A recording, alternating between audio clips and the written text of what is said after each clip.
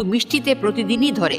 মানুষ সোজা পথে চলতে চায় না, বাঁকা পথেই আগ্রহ বেশি। তাই তো মদ বিক্রেতাকে কোথাও যেতে হয় না, কিন্তু দুধওয়ালাকে বাজারে দাঁড়ে দাঁড়ে ঘুরতে হয়।